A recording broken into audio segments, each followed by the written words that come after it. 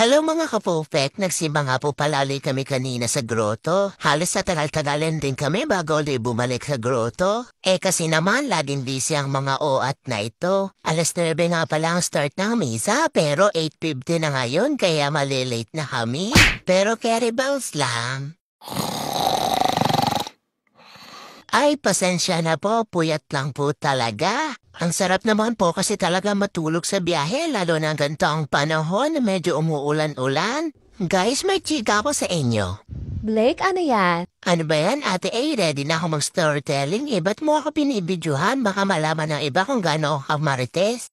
Pagpasok nga po namin ng gate ay may nag-alok agad sa amin ng libreng lugaw at champurado at mga pilipit. Maraming salamat po sa masarap na lugaw. Naku, kain-kain pa kayo dyan. Late na nga pala tayo. Bilisan nyo.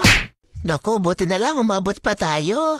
Dahil sa masarap na libreng lugaw, nalimutan nyo na malilate na tayo sa misa. O siya, hanggang dito na lang muna mga kapofek hanggang sa susunod na mga videos ulit.